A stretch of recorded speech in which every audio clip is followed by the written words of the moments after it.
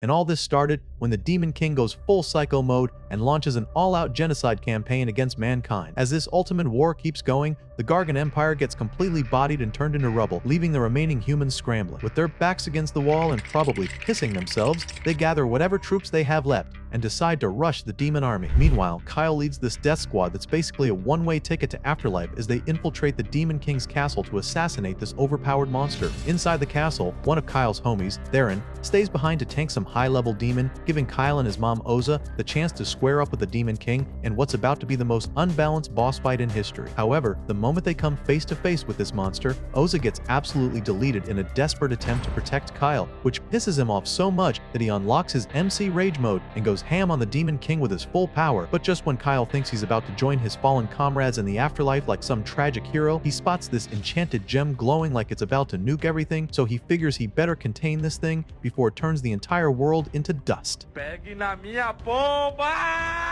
The moment this idiot touches the gemstone, a magic circle activates, and in a flash of light, everything changes. Kyle wakes up the next morning struggling to believe that he's somehow back in his hometown instead of being dead. So, naturally, this confused soul decides to look out the window to confirm where he is. When he does, he gets absolutely mind-blown because the war-stricken town he once saw getting barbecued is looking very much alive and untouched, as if the war never happened. This causes tears to roll down his face as he doubts everything, convinced that he's stuck in some fever dream. However, the moment this hottie named Lee walks into his room, he gets even more emotional and hugs her tightly. This time, he's absolutely sure he's dreaming since Lee is supposed to be 6 feet under and definitely not walking around looking fine. Meanwhile, Lee turns red like a tomato and struggles to figure out what's suddenly come over him. While she's wondering why he's too clingy, Kyle slips and they both fall on his bed. But before any actual plot can be developed, Lee pushes him away and lands a devastating punch on him. As he groans in pain, Lee demands an explanation, insisting she needs time to emotionally prepare herself for that stuff. However, seeing that Kyle is too helpless to respond, she calls him a jerk and storms off. In her absence, Kyle recovers from his beatdown and starts to realize he might not be dreaming since he can feel pain in places he didn't know could hurt. And that becomes pretty clear when he pulls off his blanket and spots the gemstone he held onto when he was at the brink of death in the war. He curiously checks the mirror and is shocked to see a younger version of himself staring back. And though he remembers the injuries he suffered in battle, he wonders why he's all healed up as if nothing happened to him. That's when he looks out the window again and pieces things together. The town looks normal, Lee is alive, and somehow he's young again. The only thing that makes sense to him at this point is that he's been thrown back in the past, and he figures that the gemstone might have something to do with it. But before he can think too hard about the implications of time travel, his belly cries for help. So he leaves his room and finds a full-course meal waiting at the dining table, likely made by Lee. He digs in and clears the entire table. When he's done, Theon shows up looking for food and is shocked to see that Kyle has finished everything. What more do you want from me?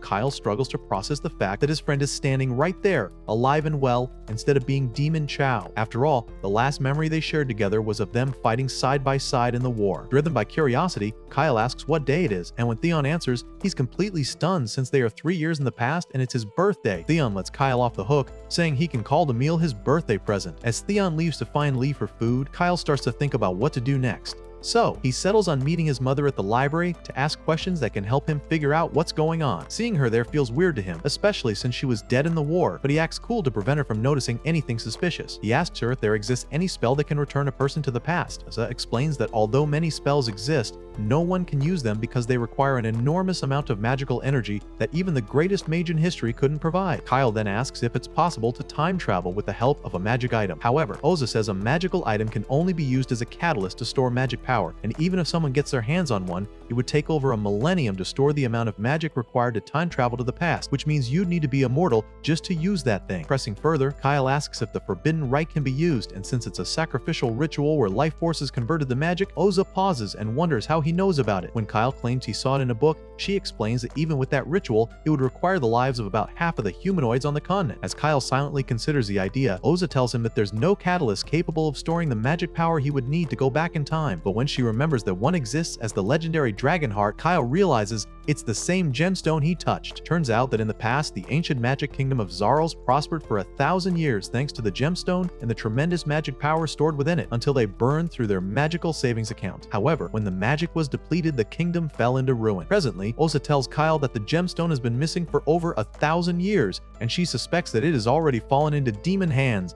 not knowing that Kyle has it sitting quietly in his pocket. Right after their conversation about time travel, Ozu reminds Kyle that it's been a long time since they had a good talk, and since the day he quit sword training, he's been avoiding her. Kyle apologizes, claiming it was never intentional, and though Ozu admits she misses him, she notes that he's acting a bit more mature for his age and even jokes that he might be from the future. She tries to brush it off and heads upstairs, hoping to find something to eat, only to stop in shock when Kyle casually tells her he already tanked everything, but she lets it slide since it is his birthday. Later that day, Kyle sits alone, staring at the Dragon Heart gem and thinking about his reason for returning to the past. However, the moment Lee shows up, he snaps out of it and starts apologizing for what happened earlier. Lee forgives him, and when Kyle explains that he reacted that way because he had dreamt of her dying, she loosens up and wishes him a happy birthday. Right then, memories of the past flood Kyle's mind, and he recalls how his town was the first to be attacked and burned to the ground during the Great Invasion, and how that was when he lost Lee back then, which broke him completely, and he swore he would avenge her no matter what. But seeing her alive now reminds him that the war is bound to start in 3 years, which means he's got a deadline to save everyone or watch them all die again. And since he's the only one who knows what's coming, he vows to do everything he can to protect his family and change the fate of the world. So that night, Kyle writes down all the future events he can remember, planning to use them as an advantage in his fight against the demons. But once he's done creating what amounts to an apocalypse survival guide, he finds himself wondering what to do next. He then considers warning people so they can prepare for the war, which sounds like the logical thing to do until you realize how absolutely insane that would sound. But before anything else, he decides to resume sword training to see if he can still fight, which means it's time to find out if his skills survive the time travel or he is still useless. The next morning, Kyle trains like his life depends on it, since they've got 3 years before the Great Invasion turns everyone into demon food. This guy has never seriously touched a sword or cast a proper spell before, so he's banking everything on some special spell he stumbled upon, like finding a cheat code in real life. The spell has leveled up, boosting his hidden powers, and now he's quite confident. However, Kyle's got more magical power than his body can handle, making him unbalanced. If he goes all out, he'll just end up dead instead of heroic. Meanwhile, Saran and Lee watch Kyle from a distance, noticing he's been acting strange since yesterday. 3 days ago, he would have given up after losing 15 staring contests in a row, but now he's training like a true hero. Leela walks up asking what they're doing. They tell her Kyle's acting like a completely different person. Leela drops some wisdom her mom gave her. There's only one thing that makes a guy like Kyle flip his personality overnight, and that's some girl getting into his head. Lee's mind gets blown by this revelation, so she storms over to Kyle and starts beating him up, screaming about who this mystery girl is. Kyle stands there looking confused while Lee keeps hitting him until he passes out. When Kyle wakes up, Lee tries to make up for nearly sending him to the afterlife by cooking a huge meal. Finding everyone gathered around, Kyle asks a question that's been bothering him. In their opinion, who has enough influence to command multiple countries? Everyone's surprised he's asking something that requires brain cells. Saran explains that the highest ranking priest on Earth has serious influence with everyone, plus there's this legendary figure named Randolph who defeated the Demon King 300 years ago. This man's so respected that not just humans but even the elves and dwarves listen to him. Kyle's brain connects the dots faster than a conspiracy theorist on caffeine. Kings, priests, elders, and heroes, only these guys can command multiple nations, and he's got exactly one shot at becoming a hero in 2 years. Time to train like his life depends on it. Everyone decides to babysit Kyle since trusting him to act normal is impossible. Later, Kyle tells Saren he's got to push himself harder, wanting to become a hero like his mom as fast as possible. Saren hits him with the reality that this kind of goal isn't something you achieve by wishing. Defeating the Demon King takes way more than just wanting it. Kyle asks what a hero actually needs. Saran gives the obvious answer about being strong, but Kyle cuts him off, saying strength without everything else is useless. Kyle breaks it down. First, heroes need money since they don't take payment, but traveling costs serious funds. Second, they need connections because important people treat heroes like VIP, but even that combo isn't enough. The final ingredient is luck showing up at exactly the right moment when everything's going wrong, then swooping in to save the day while everyone's watching. He's not talking about creating problems to solve them, but he's ready to use whatever tactics work, even questionable ones. Saran asks why Kyle's so desperate to become a hero anyway. Looking at him, becoming a hero seems like a stepping stone to something bigger. Kyle dodges the question, saying he's got his reasons, but Saran needs to trust him. Saran leaves him alone in the room. Kyle gets excited because he can finally use the book again for funding and training. As for fame, if he can pull something off with the arcane incident, it might work, though the timing's gonna be tight. Early in the morning, Kyle tells his master he's leaving. She asks if he told his mom, and he confirms he did. She starts tearing up, telling him to take Saran along. Kyle agrees and promises he won't waste his abilities, but in his head, he's thinking he needs a convenient sacrifice. Saren gets the creeps hearing those words, sensing he's about to become expendable. After that, Kyle finds Lee and tells her he's leaving. He wants to hit the royal capital of Malad first to sell some stuff, then begin his real adventure. He's not taking her along, but Saren gets to be his travel buddy, leaving Lee looking devastated. Kyle explains that her mother would wipe him out if he dragged her daughter into danger, so she needs to stay somewhere safe. He promises she'll be the first person he visits when he gets back. Lee agrees, but makes him swear he'll come back in one piece. Later, Kyle and Lee hit the market, and Kyle spots a girl who makes his brain short circuit. The moment he sees her, he recognizes her even though they've never met. He rushes over, remembering how she once wanted him to call her by her real name X's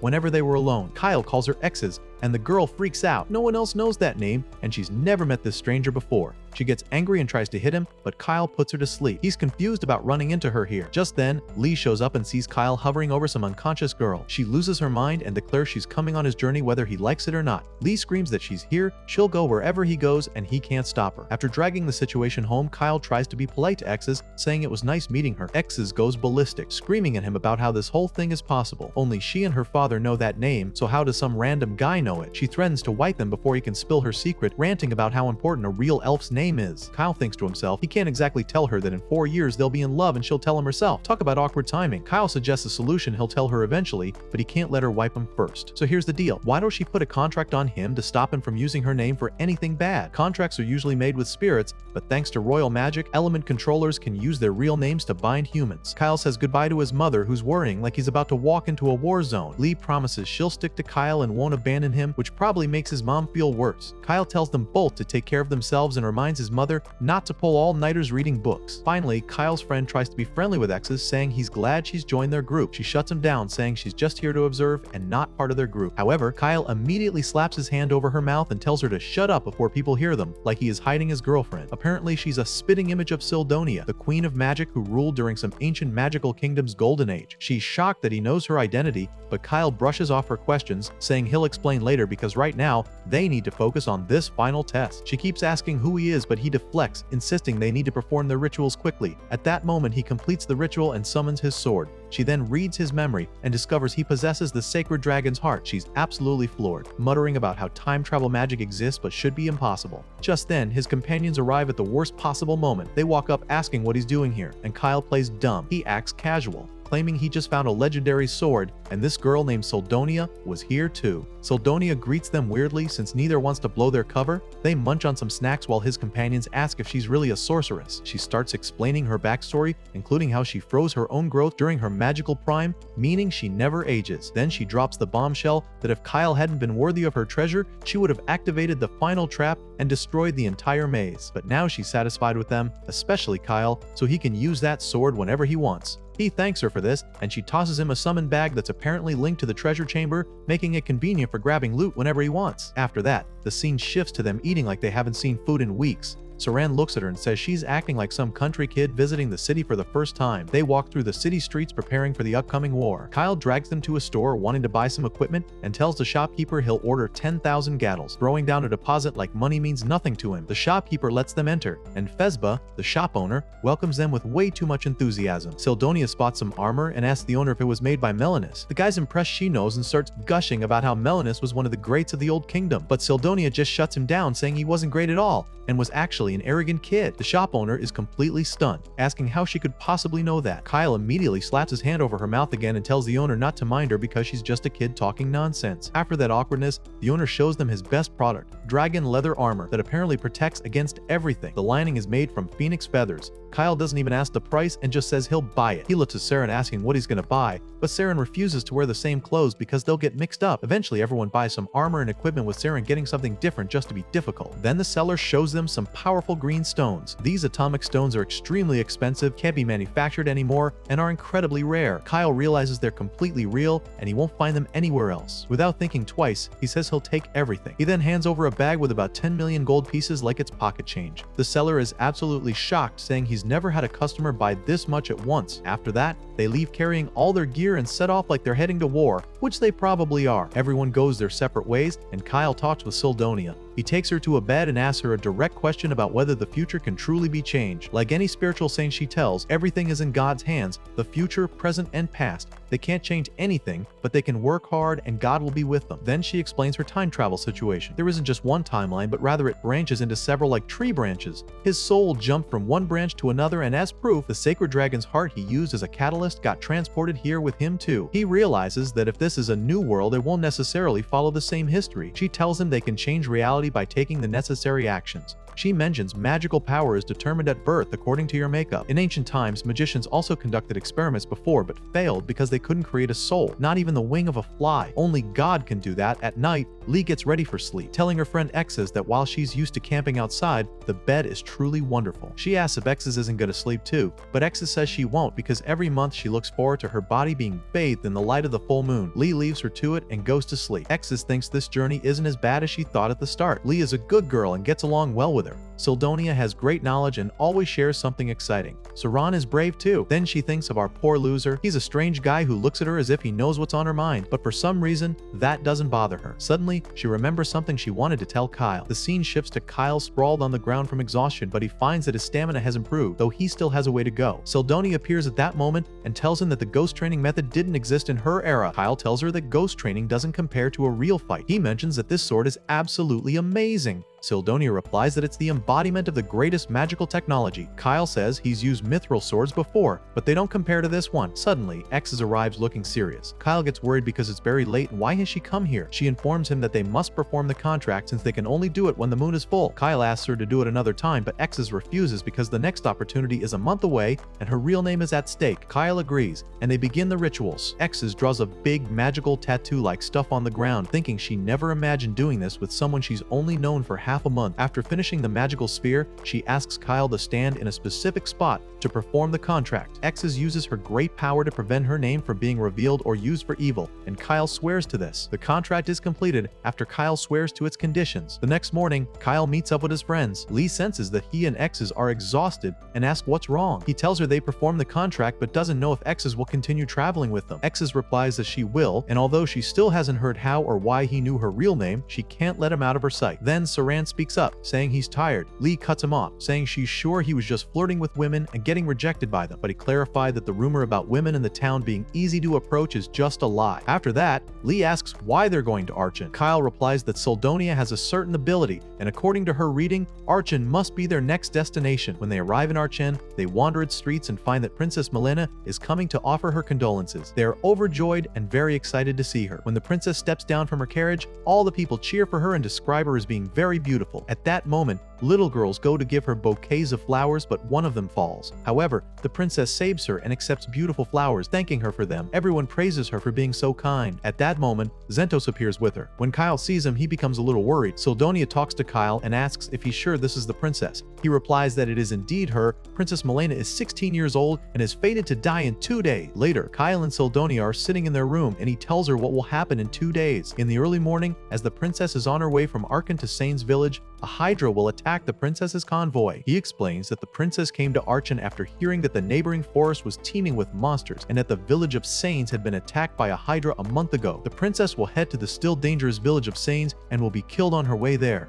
People will say it was a tragedy, but in his opinion, it's the natural result of her recklessness. Syldonia asks him if there was anything suspicious about the incident. Kyle tells her that the biggest suspect was her half-brother, Prince Carinas. As the son of her father's mistress, he's second in line to the throne and the one who benefits most from her death. Thinking of himself as Sherlock Holmes, Kyle added, "What's more suspicious is that the prince is currently in the city." Syldonia understands that Kyle is trying to take advantage of the incident. He confirms this, saying he will appear to save the nation's pride when she's in danger, and it will be the perfect start to his heroic tale. As they're still discussing, Theon barges into the room, says he's been digging up intel on the princess's daily schedule. Kyle asks why Theon cares so much about royal itineraries. Turns out this guy has the most basic hero fantasy ever. He wants to swoop in and rescue the princess when she's in mortal peril. Kyle's face goes blank because he's been cooking up the exact same plan. The next morning rolls around, and Kyle's crew is posted up at a safe distance, watching the princess's fancy chariot roll out of the capital like they're stalking some celebrity. Lee keeps muttering about how this whole princess in danger thing sounds like complete nonsense, but Syldonia shuts her down, insisting her gut feeling is never wrong. When Exa starts wondering how they're supposed to keep tabs on someone traveling miles away, Syldonia casually shapeshifts into a hawk and takes off after the royal convoy. Once she catches up, she pulls off some next-level magic trick, projecting live footage through Kyle's sword like it's some medieval streaming service. Exes and Lee are geeking out over how convenient Sildonia's abilities are when Theon claims he didn't get the full view last night. Just when Lee thinks X's secret tattoo situation is still under wraps, Kyle casually mentions he already knows. But before Kyle can explain himself, Sildonia's voice cuts through the drama with urgent news from the field. According to her aerial surveillance, the princess's escort has suddenly stopped, and armed riders are attacking the guards. Kyle doesn't waste a second. He takes off running toward the action with his team scrambling to keep up behind him. Meanwhile, the riders traitors wrap up their massacre of the princess's guards, and one of them starts casting some sketchy spell on the chariot. But before they can get to whatever twisted finale they had planned, Kyle shows up with his crew and proceeds to knock these idiots unconscious. After the ambushers are tied up, Theon rushes over to check on the princess, discovering she's still breathing but completely out cold. Kyle tells Theon to babysit the unconscious royal since he's got this nagging feeling that these traitors probably have backup somewhere. And then suddenly a whole pack of hellhounds comes prowling out of the woods and surrounds them. Kyle manages to take down the first beast that charges at him, but when the rest of the pack decides to join the party all at once, his team has no choice but to jump into the chaos. With hellhounds coming from every direction, Kyle shouts at Theon to get the chariot moving, only to learn that the reins have been sliced to ribbons and fixing them is going to take forever. Just as Kyle's trying to figure out their next move, the ground starts shaking, and he realizes the Hydra is practically breathing down their necks. He barks orders at Theon to keep the princess alive, then takes off into the woods after telling Lee and X's to watch Theon's back. With Kyle gone, Lee goes absolutely feral on the hellhounds, landing a fatal strike. Meanwhile, Xyz decides to get creative, summoning a salamander and using its fire powers to turn the monsters into well-done barbecue. Deeper in the woods, Kyle's sprinting through trees when he finally spots Hydra and nearly chokes on his own shock. This thing has 8 heads instead of the standard 3 he was mentally preparing for, but he shrugs off the surprise and gets ready to throw down anyway. He starts analyzing the beast's attack patterns, dancing around its strikes. When the Hydra decides to spice things up by breathing toxic gas at him, his dragon leather armor does its job, keeping him from becoming a poison corpse while he continues the fight. As the poisonous smoke clears, Kyle pulls out a blizzard gemstone and uses it to freeze the Hydra solid. But when he follows up with an exploding gem, the Hydra shakes off the damage and responds by belching more toxic gas in his direction. After blocking the attack, Kyle lunges forward and manages to slice off one of the Hydra's heads. Reality decides to crush his hopes when the severed head regenerates in less than a second. Back with the others, who are still dealing with their hellhound problem, X's starts wondering if Kyle can actually handle an 8-headed nightmare all by himself. Lee snaps at her to focus on the demons trying to eat their faces instead of worrying about their fearless leader. Back in the woods, Kyle decides to give another shot, pulling out yet another blizzard gemstone to turn his Hydra problem into an ice sculpture. When the beast breaks free, Kyle goes airborne and locks off another head, only to watch it grow back. Realizing that, Kyle switches tactics and decides to go for the kill shot by targeting the creature's core. He charges at the beast, drives his blade deep into its chest, and plants multiple flame gemstones inside. The Hydra responds by smashing him into a tree hard enough to rearrange his spine. As Kyle tries to remember what day it is, the Hydra explodes in a spectacular fireworks display. Sildonia, who's been watching this disaster, compliments him on his tactical genius while he's still seeing stars. Meanwhile, after turning the last of the hellhounds into dog food, Lee and X's decide to check if their fearless leader is still among the living, only to spot him stumbling out of the woods at the exact moment they're about to go looking for him. X's can't believe Kyle actually solo a Hydra and lived to tell about it, though she immediately regrets getting close enough to notice he smells. After Kyle finishes cleaning himself up and remembering how soap works, he goes to check on their royal patient, only to find she's still unconscious. He tells X's to work her magic and give the princess an antidote to bring her to sense. That's when Theon shows him some item he found, and after Kyle takes one look at it, everything clicks into place. The riders weren't just random bandits, they were the ones controlling the hellhounds, and their whole mission was turning the princess into a corpse. As the sun starts setting, the princess finally decides to rejoin the land of the conscious. Theon immediately jumps at the chance to play hero and take credit for the rescue, but Lee shuts him up with a punch. While Theon's trying to remember his own name, Kyle fills the princess in on the day's events, and she thanks him for keeping her breathing. She steps outside to survey the carnage, while Sildonia reports that a group of cavaliers is heading their way from Arkan. Even though they're technically part of the king's army, the princess says, they need to run immediately because the commander, Xantos, wants her dead. Kyle's still processing this revelation when Arka the maid steps up and uses her powers to incinerate the corpses, buying them precious time before Xantos and his death squad arrive. Without wasting another second, Kyle and his team pile into the princess's chariot and make their escape. Milena explains that Prince Carinus is too incompetent to have orchestrated the assassination attempt on her, leading Kyle and the group to realize that the plan was actually devised by Xantos. However, Milena confirms that Carinus is still the true mastermind, as he sanctioned the plot even if he lacked the brains to plan it himself. So basically, Kyle mutters, we're dealing with a royal idiot who outsourced his villainy. Classic. Milena expresses hope that her loyal bodyguard Kilren and her 5th Battalion, currently stationed in Archon, will soon arrive to protect her from Xantos' 2nd Battalion. Kyle formulates a bold plan. They will circle back and charge through the 2nd Battalion's lines, creating enough confusion to escape and regroup with the 5th before the 2nd can react. The strategy works temporarily. They break through, but the 2nd Battalion regains their footing and resumes the pursuit. During the escape, the carriage wheel breaks, forcing the group to proceed on foot. Theron, seemingly the weakest member of the party, volunteers to hold off the 2nd Battalion alone. Milena is racked with guilt, believing she's sending Theron to his death. At this point, Lise reveals the truth. Theron is not the buffoon he pretends to be. In fact, he surpasses both Lise and Kyle in physical strength, swordsmanship, and pure battle ferocity. He simply hides it behind his lewd and lazy persona. He once beat a troll using only a spoon and insults, Lee adds. The spoon took more damage than he did. Theron goes on to annihilate the entire 2nd Battalion by himself, showcasing terrifying power. After the battle, he casually begins walking back toward Archon unharmed. Meanwhile, Zentos leaves Archon, tracking the group's location. Along the way, he shoots down Sildonia, who had been keeping aerial watch, forcing her to retreat. To protect Milena, Kyle hides her deep within the forest. However,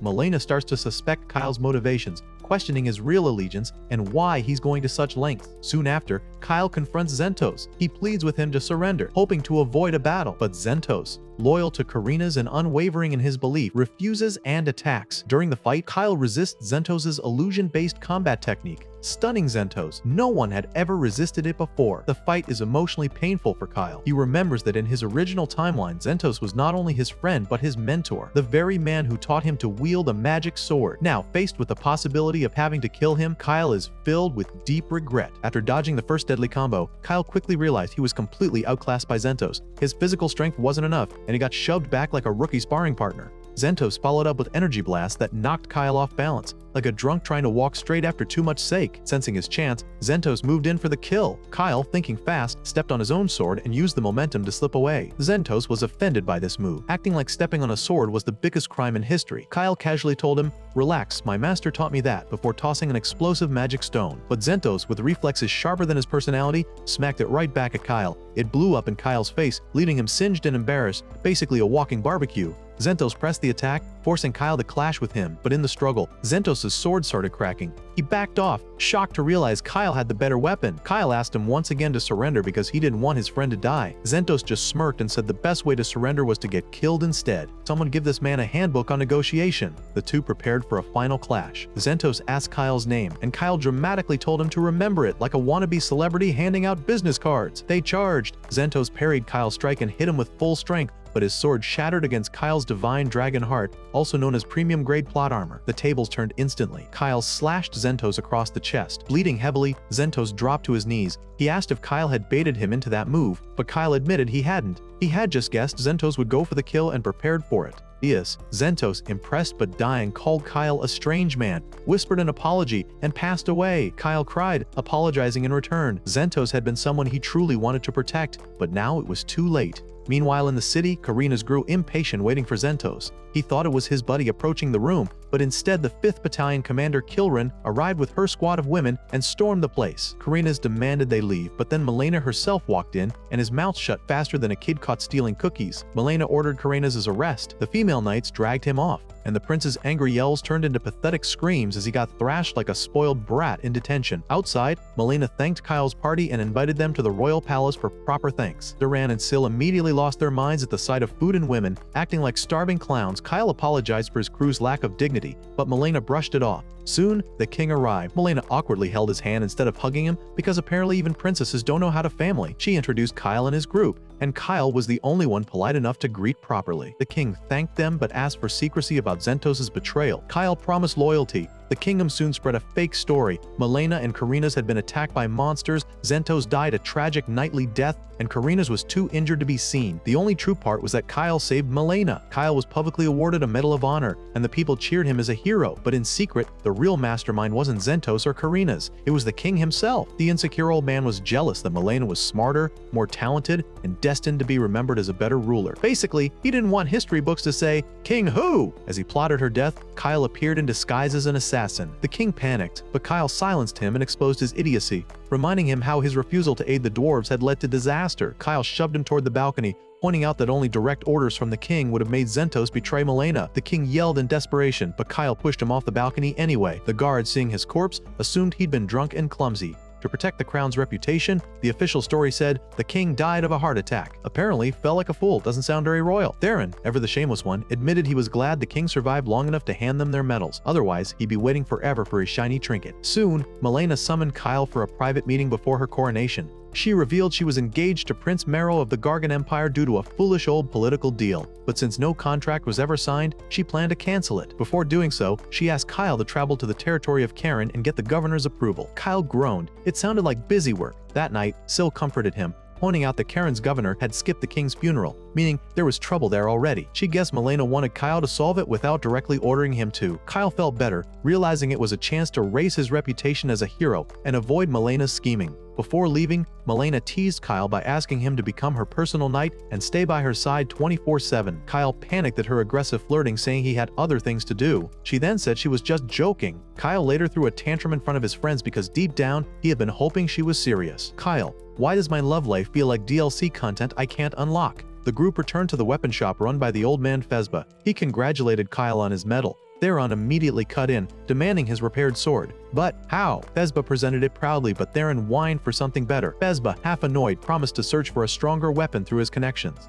Kyle then asked about Karen, and Fezba explained that the city was basically ruled by the Blacksmith Guild, making life difficult for outsiders. Things had gotten a bit better since becoming part of Zergus. He added that Karen was famous for its weapon-making culture, so Theron might finally find a blade worthy of his oversized ego. With that, Kyle and his team set off toward Karen, preparing for whatever awaited them there. When Kyle and his crew roll into Karan, surprise, surprise, the Gargan Empire's reps are already camped out like they called dibs. Kyle bumps into Milena's ambassador Miranda, who he awkwardly knows from the future. Imagine recognizing someone and they don't even know they annoyed you yet. Things get spicier when Gargan's court sorcerer Alzard shows up. Turns out this dude was a classmate of Kyle's mom. Basically, your mom's old schoolmate who still acts like they know everything. Unsurprisingly, Alzard and Miranda hate each other's guts, which is perfect because Kyle doesn't even have to start the drama. It writes itself. As for Karen's governor, Bax, man's too sick to meet anyone, hiding in his room and hoping problems go away. Miranda's patience doesn't last 5 seconds, so she just decides to boot him and hand the job over to Gazus, a dwarf blacksmith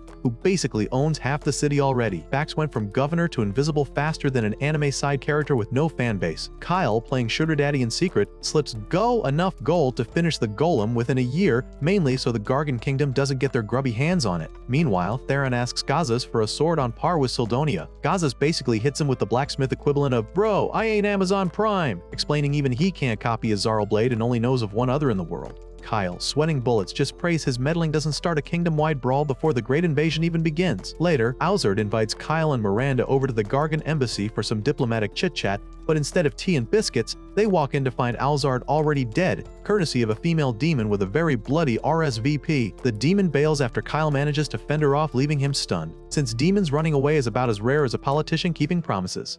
Meanwhile, Sildonia steps in to give Go a hand with the Golem project. Theron, still sword-hungry, grills about the second Zarl blade and finds out it's actually the Holy Sword Rand, a national treasure currently chilling with Bax. Before Kyle's group can even catch their breath, a pack of thugs storms the house. Too bad for them, Kyle's squad wipes the floor with them faster than you can say, "wrong address." Under pressure, the thugs confess they were hired to kidnap Go, which jogs Go's memory that, oh yeah, this isn't even the first kidnapping attempt. At this point, Go's basically on the most wanted list without even trying. Just when things couldn't get messier, another demon crashes the house party, giving the kidnappers the perfect chance to slip away. Miranda immediately starts side-eyeing Bax, convinced he's pulling strings behind the kidnappings. But before she can gather dirt, Bax's entire mansion goes up in flames like he quit real estate, and the man himself vanishes without a trace. Theron, meanwhile, sulks harder than a gamer missing a loot drop because the Holy Sword Rand wasn't conveniently lying around in the ashes for him to borrow. Miranda, sharper than ever, is sure Bax torched his own place to erase the evidence. Watching her in action, Kyle can't help but recall the future. Miranda, the no-nonsense, ice-veined commander who kept armies alive with supply lines and spy networks, basically the woman who could run an empire while still roasting him for breathing too loud. Go drops another bomb. Gazus has gone missing, last seen heading out after being summoned by Bax right before the mansion fire. This news hits Miranda hard, so hard she actually shows emotion, shocking everyone since she usually guards her feelings like a dragon hoarding gold. Kyle then pieces it together. Miranda and Gazus aren't just friends, they're lovers. And in the future he came from, Gazus' death is what iced her heart and turned her into the stone-cold commander he knew. Right then, Kyle also recalls something future Miranda once mentioned, a secret tunnel in Bax's mansion she only discovered after Bax was already dead. Bax basically rage quit life and left behind DLC. Miranda couldn't unlock in time. While the demons were busy dealing with Theon, Kyle led Urza and Lise as they rushed forward to confront their enemies. Urza immediately summoned her fire spirit, sending a burst of flame toward the female demon, who blocked the attack without much trouble. That moment of distraction allowed Lise to close in, delivering a swift strike that barely missed but left a sharp scratch across the demon's skin, drawing blood. With their attack landing, both Urza and Lise grew more confident, convinced that victory was within reach. Their opponent, however, was furious, ready to eliminate them both, until the sound of her partner's screams broke through the chaos. The male demon was lying on the ground after being overwhelmed by Kyle. Though not mortally injured, he had suffered the loss of his horn, a source of pride for his kind. Kyle deliberately crushed that pride under his heel, reminding the demon that those who lost their horns were looked down upon as lesser beings. Just then, Theon returned to the group proudly holding the holy sword and remarking how well it suited him. The female demon demanded he hand it over, but Theon only scoffed at her arrogance, saying the blade should be tested on demons instead. Kyle quickly stepped in with a different approach, suggesting they withdraw from the fight. His proposal shocked everyone, but Kyle explained that several of their companions were injured and needed immediate treatment. Still, he did not want to abandon the battle entirely. He proposed they reconvene in 3 days for a decisive duel. If the demons managed to win, they could claim both the holy sword and the broken horn. Theon bristled at the idea of wagering his weapon, but Kyle brushed past his objections, treating the terms as though they were already set in stone. He added that if the demons lost, they would be required to reveal everything they knew about demon infiltration and their discoveries on the human continent. Provoked, the demon accepted and blasted open a hole in the wall so he and his partner could depart. With the battle paused, Kyle and his companions returned to the city. Miranda immediately embraced Gazas upon seeing him, though their reunion was cut short when Kyle pressed them for answers regarding Governor Bax. Gazas revealed that Bax had not always been corrupt. In the past, he cared for the people of Karen and had been a capable leader, but as the city's struggles worsened, desperation pushed him into madness. Bax began making reckless decisions, and when Gazas discovered the kidnappings, he confronted him. Instead of repenting, the governor tried to force Gazas to join his side, even threatening to kill Miranda and Go if he resisted. Left with no choice, Gazas kept his distance, but ultimately was dragged into the governor's schemes. Once that matter was discussed, Gazas turned his attention to the holy sword Rand. Kyle asked him to let Theon keep it since he was the one who had found it, but Gazas refused, reminding them that the blade was a national treasure of Karen. Kyle countered by pointing out that they had saved Gazas' life, as well as Go's and Miranda's, during recent battles against demons. Still, Gazas would not yield, so Kyle sweetened the deal. He produced a piece of high-grade mithril ore, explaining that he had discovered it in ancient ruins and wanted it forged into weapons by the most skilled blacksmith he knew. Kyle flattered Gazas as the finest craftsman on the continent, claiming he might one day create a holy sword of his own. He offered to supply more ore for future projects, arguing that it was a fair trade for a single weapon. Gazas hesitated, but Miranda reminded him that the holy sword Rand was never officially registered as belonging to Karen. With that point raised, Gazas relented and allowed Theon to keep it. Kyle then handed him a blueprint for a custom item, requesting it be finished in 2 days rather than the 3 Gazas suggested since a duel awaited him on the 3rd day. Grumbling, Gazas called him troublesome but agreed to get it done. That night, Kyle regrouped with his companions. Urza and Liace were determined to face the female demon again after the humiliation they had endured. Theon, however, sulked because he had not yet been able to unleash the holy sword. Kyle reassured him that there would be more chances, but emphasized that their priority was to gather information from the demons, as that knowledge would prove more valuable in the long war ahead. The following day, Kyle and Sil returned underground to inspect the catalyst. Sil suggested draining the magic stored within before it exploded, but Kyle proposed redirecting the energy into the divine dragon's heart instead, believing it might serve a greater purpose later. Sil agreed it was a clever idea and began the process. Kyle then asked whether the spell the demons had mentioned could be used to create more mithril. Sil explained that true creation was impossible. At best, magic could extract it from deep underground, but the process would be unstable, capable of altering the land and even destroying an entire city. With that warning, she continued transferring the energy while Kyle returned to the surface. 2 days passed with Kyle supervising Urza and Lisa's training and repeatedly visiting Gazas to keep the deadline fresh in his mind. On the eve of the duel, Theon slept soundly, which made Sil anxious. Kyle reassured her that Theon's calmness was a good sign, as they might need his strength in the coming battle. He reminded her again that gathering knowledge about the demons was their most critical objective. When the day of the duel arrived, Kyle and his allies reached the underground passage only to realize he had forgotten to set a specific time with the demons. To pass the wait, the girls decided to enjoy tea while Kyle munched on snacks. When the demons finally appeared, they were disgusted to find their opponents so relaxed. Kyle, crumbs still on his face, greeted them with mockery, which the female demon took as an insult. Her partner, however, recognized the ploy for what it was, warning her that Kyle was trying to lower their guard with foolish behavior. Seeing the trick had no effect, Kyle grew serious and suggested they move to a more open area, pointing out that 2 fights could not unfold properly in the cramped cave. The male demon agreed, confident he could crush Kyle no matter the location. He left with Kyle to settle their duel, while the female demon prepared to battle Urza and Lise. Theon remained behind to act as a witness, promising the demon woman that she would receive the sword if she triumphed. Sil stayed as well, ready to alert Kyle if needed. The female demon made it clear that she did not wish to fight, but if it meant securing the holy sword, she would not hold back. This time, she refused to underestimate her opponents, unleashing her full strength immediately and warning them to surrender if they valued their lives. When they refused, she launched a furious assault on Lise, forcing her onto the defensive. Urza quickly summoned her fire spirit to intervene, but the demon evaded, sending the flames toward Lise, who shielded herself behind a rock pillar. Suspicious of their cautious movements, the demon shifted her focus to Urza. She leapt forward using the fire spirit as a foothold, but Urza countered by calling forth an earth spirit through an artifact. The spirit intercepted the strike, gripping the demon's arm. Taken by surprise, she found herself vulnerable to Lisa's sudden attack. With the earth spirit's arm broken, the demon struck Urza hard, knocking her to the ground. Sil muttered that the demon's strength clearly surpassed the girl's and urged Theon to step in, but he refused, claiming true equality meant the women should fight their own battles. He also pointed out that despite their disadvantage, Urza and Liese still held firm, believing they could win.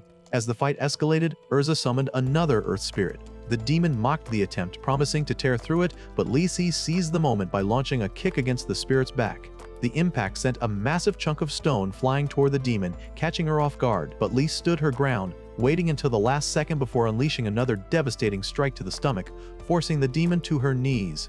Meanwhile, Kyle and the male demon reached a secluded chamber where their duel was about to begin, the demon already suspicious of what traps the human might have prepared. On the other side, the fight between Yuliga and the girls was far from over. Though injured, the demoness still lunged recklessly at Lies, her claws nearly grazing the girl's eyes. Lies narrowly dodged and countered with a crushing blow to the demon's body, forcing her to stumble back. Urza seized the chance, channeling her fire spirit's strongest attack and engulfing Uliga in roaring flames. Convinced they had won, Urza and Lise celebrated and began retreating toward their allies. Their victory was short-lived. From within the inferno, Uliga emerged, her aura burning even hotter than the flames around her. She held her ground, waiting for the perfect moment to strike again. Before resuming the fight, however, she demanded to know how Lisa had managed to dodge her earlier assault, insisting no human could be faster than her. Lise thought for a moment, then dismissed her as predictable. She explained that Uliga's movements were too straightforward, making them easy to read. Urza agreed, pointing out that the demon had actually fought better when she was holding back. They concluded that Uliga's lack of true battle experience showed through, and her earnest personality made her fighting style transparent. Hearing this, Uliga flushed with embarrassment. She realized they were not mocking her but speaking the truth. When they challenged her to a second round, she shocked them by admitting defeat. Urza and Lise were caught off guard, but Uliga explained herself. She had no fear of losing or even dying, yet the Demon Lord had ordered her to return alive. Since she had already lost once, risking a rematch could mean death, something she could not allow. She chose to surrender, swallowing her pride, and asked what they intended to do with her. The girls hesitated. She seemed unlikely to cause further trouble, and part of them considered letting her go. Before they could decide, Theon shouted from behind, accusing them of being fools that they intended to release a demon. Lise retorted that only someone as heartless as him would want to kill an enemy who had already surrendered. Yet before the tension could ease, Theon slipped away from his seat, charging toward Uliga with his sword raised, eager to test his weapon on her. Meanwhile, in the chamber where Kyle faced his opponent, the male demon demanded to know what had become of his horn. Kyle revealed that he carried it with him, promising the demon could reclaim it only by winning. Pleased, the demon prepared to fight. Kyle decided the best option was to close in quickly before his foe could overwhelm him with magic. Enhancing his strength, he dashed forward, but the demon braced and blocked with his arm, holding Kyle's weapon in place to counter at close range. Kyle avoided the brunt of the attack but still suffered heavy damage, quickly realizing his earlier strategies would not work against an opponent using full strength. The demon gloated, boasting that he had slain countless humans in the last war. Then he unleashed a barrage of magic orbs, forcing Kyle onto the defensive. Dodging frantically, Kyle still endured several hits before making the desperate decision to risk everything by closing the distance. Yet the demon used his momentum against him, hurling him against the cave wall and advancing to finish him off. Pinned and battered, Kyle devised a plan. He drew out the demon's severed horn, threatening to destroy it. The demon smirked, admitting he valued it, but not enough to trade his life for it. Kyle suspected a bluff and tested him by tossing the horn into the air. As the demon's attention flicked upward, Kyle lunged, forcing him across the chamber. Instead of aiming to strike, Kyle deliberately missed, driving the demon toward a weakened wall. The stone collapsed under the impact, nearly sending the demon plunging into a river of lava below. Seizing the moment, Kyle pressed the attack from behind, but the demon retaliated, disarming him and boasting that a human could never defeat a demon. He began forming a massive orb of magic, preparing to annihilate Kyle once and for all. At that instant, Kyle pulled a vial from his pocket and hurled it at his foe. The liquid splattered, and the demon suddenly found his arm immobilized. Confused, he realized it was no spell but a crude adhesive, but Kyle was not finished. From behind a mound near the lava river, he dragged out a chain glowing red-hot from the molten heat. Swinging it forward, he bound the demon, who screamed as the searing links burned into his flesh. Confident at first, the demon tried to break free with magic, but Kyle revealed the chain was forged from mithril, resistant to spells. Shocked, the demon fell silent as Kyle leveled his sword and demanded answers. Reluctantly, the demon yielded. Kyle asked first whether the current demon lord sought peace with humans. The demon confirmed it, naming her as Ruiza, daughter of the former demon king, who had once encountered humans during the last war and did not despise them as others did. As they spoke, an invisible insect crept about the chamber. The demon kept glancing toward it, but Kyle noticed. He ordered the insect to strike Kyle from behind, only to watch as Kyle cut it down without turning his head. Kyle revealed he had noticed the demon's eyes tracking the bug all along. Exposed, the demon was shaken further when Kyle identified him by name, calling him Garnus. Stunned, Garnus could not understand how Kyle knew. Kyle explained that in a previous lifetime, he had encountered Garnus and felt an overwhelming fear because of his loyalty to the Demon King. In this life, however, that loyalty was absent, making him far less intimidating. With that, Kyle kicked him into the lava below. As Garnus cursed his name, the molten river consumed him, ending his life. At the same time, Theon's strike against Yuliga landed not on her, but on another assassin bug, one Garnus had sent to silence her. The girl scolded him for attacking an unarmed opponent, but Theon insisted he had just saved her. Syl inspected the remains and realized he was right. Garnus had intended to kill Yuliga so she could not reveal his humiliation at losing his horn. With Garnus dead, Yuliga expressed gratitude. She believed Theon had saved her and declared she owed him. Theon immediately tried to collect that favor with a shameless invitation, only for Lys to elbow him into silence. He could not kill her now without ruining the illusion of having saved her, so he decided to come up with an excuse later to appease Kyle. The following day, while Theron practiced with his new sword to get accustomed to its weight, Kyle suddenly asked him what he thought of the demons. Theron admitted that they were not as terrifying as the old stories described. Though undeniably stronger than most humans he had ever faced, he felt they were not so different from humans after all, and Kyle agreed with that sentiment. Kyle even wondered aloud if this perspective was the reason Theron had let Yuliga go. At first, when Kyle discovered that Theron had released her despite his strict order to kill her, he had been furious, but now he was convinced she was neither dangerous nor malicious, because Theron would never have spared her otherwise. As Kyle reflected on how fragile peace had changed the outlook of both humans and demons, the girls arrived. Kyle immediately asked about their injuries from the fight against Uliga, and the two became flustered as they reassured him they were perfectly fine. Kyle left with Syl to visit Go's home. While Kyle went to see Gazes, Go privately pulled Syl aside, insisting he had something important to discuss with her. Kyle found Gazes in much better health, already recovered from the ordeals of the past week. Knowing Kyle would depart the next day, Gazes had prepared farewell gifts in advance. Kyle was pleasantly surprised to see beautifully crafted scabbards for both him and Theron, forged from mithril to properly house their holy swords. Meanwhile, Go was nervously confessing to Syl, asking her to stay by his side forever. He did not mean only as a teacher in magical engineering, but as a companion. Unfortunately for him, Syl misunderstood entirely, replying that he could complete the golems on his own. She explained that she belonged to Kyle and had to go wherever he went. Her words broke Go's heart, though he did not realize she was a sword spirit and thus bound to Kyle by nature. When Kyle arrived to take Syl away, Go cursed his misfortune, feeling bitter that Kyle had already won over Oza and Lys and now even Syl. Afterward, Kyle went to speak with Miranda and learned that Governor Bax had passed away a few days earlier. On his deathbed, Bax confessed everything about the kidnappings, bringing closure to the troubles plaguing their city. Still, Miranda voiced her concern about larger matters, the massacre at the Gargan embassy. Kyle knew the same issue weighed heavily, and Miranda predicted Gargan would blame the Zergus Empire. With Queen Mila also canceling her engagement at the same time, hostilities were almost certain to rise. Even so, Miranda expressed cautious optimism, explaining that Gazes had agreed to become the governor of Karen. His only condition was that he be allowed to continue working freely as a blacksmith. Kyle then pressed her further, asking if she had been behind the debt problems Go had recently faced. Startled, Miranda listened as Kyle outlined his theory. Since Bax's threats had driven Gazes away from her, she grew impatient and chose to manipulate Go. She had arranged shady lenders to entrap him, planning to swoop in at the right moment to save him and earn Gazes' favor again. The next morning, Kyle and his companions departed Karen. Theron seemed disappointed that he had not yet tested his new blade. Kyle reassured him that his chance would come soon, but first, they had to return to the capital to file their report. Along the road, Oza and Lys discussed their growing concerns. The political situation was far worse than when they had first arrived in Karen.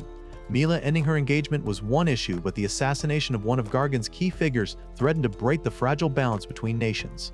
Kyle, however, told them demons were the greater danger. He believed their enemies were trying to instigate conflict among humans to weaken them before launching a surprise attack, and the only way to stop it was for all humanoid races to unite. Meanwhile, the news of the assassination and Gargan's military preparations reached Mila herself. Anxious about the consequences, she quickly dispatched the Knight Commander Killian and the Elder Minister August on an urgent mission. Soon after, Kyle and his group encountered their convoy and joined them. Theron, Oza, and Lee shared a carriage, passing the time with card games, while Kyle was invited to ride with Killian and August. August thanked Kyle for answering the sudden request to attend the peace conference between Zergus and Gargan. Kyle humbly replied that it was simply the right thing to do. He rehearsed his lines in his mind, preparing to state that the assassination at the Gargan embassy had been orchestrated entirely by demons, with no involvement from Zergus. Killian once again expressed gratitude, reminding him that the peace of two nations rested on his words. Kyle felt the weight of her statement, but August tried to ease the tension. He told Kyle not to overthink, since either they achieved peace or war would erupt, ending in one side's destruction. Killian disliked his flippant attitude, but August argued it came from experience. Unlike her, he had been to Gargan many times and trusted his ability to handle the conference. The two quickly began trading insults, leaving Kyle wishing he had chosen to stay with his friends instead. Eventually, they arrived at Gargan's capital. Kyle quietly wondered if he might encounter one of the princes who had once been his ally in a past life. To his surprise, the prince was already present for the peace conference. Alongside him were his two brothers, and together they discussed the assassination of the court magician Alzard. Prince Loki, the eldest, believed demons were responsible and that a warrior from Zergus had fought one of them. The middle prince disagreed, convinced Zergus was lying since no ordinary man could have killed their second strongest court magician. That evening, Kyle and his companions attended a banquet ahead of the peace talks. Seeking a quiet moment, Kyle stepped into the garden where a mysterious gothic beauty approached him. Before they could speak for long, Prince Mur arrived and the woman quickly left. Mur wasted no time directly telling Kyle that he wanted him to serve under him. Kyle tried to politely decline, but Mur coldly warned that refusal would mean death. Startled, Kyle realized this boldness was perfectly in character for the man he once knew. At the same time, far away in the demon continent, Uliga reached the demon lord's castle and delivered her report. She admitted their mission to retrieve the holy sword Ran had failed and that her partner had perished. Accepting her responsibility, she awaited punishment, but Demon Lord Ruiza merely watched her with an unreadable expression, concealing whatever plans she was truly harboring for the future.